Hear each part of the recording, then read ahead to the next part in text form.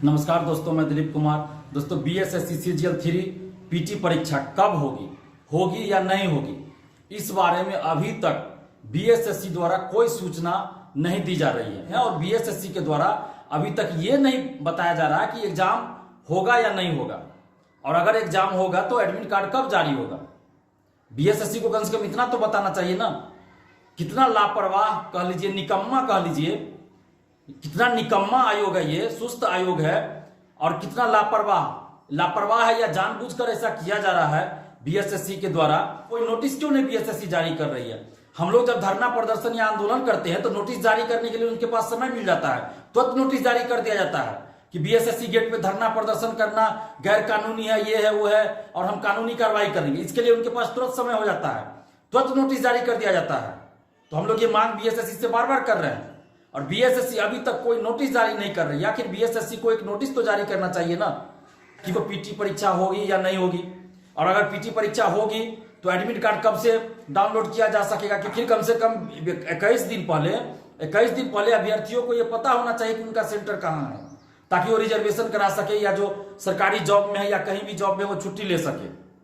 लेकिन बीएसएससी इतना मनमौजी है, इतना लापरवाह है, इतना तानाशाह कह लीजिए, इतना तानाशाह है बीएसएससी। और इसके सचिव और अध्यक्ष तो किसी से मिलते ही नहीं है। सिर्फ एक बार 17 जनवरी 2020 को वो हमसे मिले थे, जब प्रथम इंटर स्तरीय बहाली का पीटी रिजल्ट के लिए आंदोलन कर रहे थे। वो भी इसलिए मिले क्योंकि हम लोगों ने ऑफिस के अंदर धरना दिया था। लेकिन उसके बाद बीएसएससी के अध्यक्ष कभी मिलते ही नहीं है। ये कैसा आयोग है? ये क्या ये लोकतांत्रिक राज्य में नहीं है क्या बिहार में लोकतंत्र नहीं है? और सचिव मिलते हैं तो सचिव की बातों का कोई वैल्यू ही नहीं रहता है। सचिव सीधा बोलते हैं कि मुझे कुछ पता नहीं है, मैं कुछ नहीं कर सकता, जो करेंगे अध्यक्ष करेंगे। तो फिर सचिव क्यों है वो? फिर सचिव है किस लिए? इससे अच्छा है कि सचिव पद ही समाप्त कर दिया जाए। तो कैसा ये आयोग और कैसा बिहार के भविष्य के साथ किस तरह से खिलवाड़ किया जा रहा है आप सभी देख रहे हैं। और जो सरकार बार बार ये अखबारों में, मीडिया में ये बयान दे रही है कि हम युवाओं के लिए ये कर रहे हैं वो कर रहे, क्या एक बार भी नीतीश जी या तेजस्वी जी को इस पे बोलने में नहीं हो रहा है? क्या नीतीश जी तेजस्वी को इस पे एक्शन नहीं लेना चाहिए? या क्या बीजेपी जो विपक्ष में अभी है, जब सत्ता में थी तब भी चुप थी, अभी विपक्ष में है तब भी चुप है। तो बिहार के सभी पॉलिटिकल पार्टियां भी चुप रहती है, सभी नेता भी चुप रहते हैं। ये सब चोर मौसेरे भाई वाली बात है, क्योंकि ये सभी जानते हैं कि आज न कल वो सत्ता में है। आज जदयू के साथ आरजेडी है तो कल बीजेपी थी, फिर आगे हो सकता है जदयू के साथ बीजेपी मिलकर सरकार बनाए। तो ये सिलसिला चलते रहता है। इसीलिए चोर मौसेरे भाई वाली बात है। और बिहार का कोई नेता या कोई पार्टी युवाओं के मुद्दे पे नहीं बोलती है, चुप रहती है।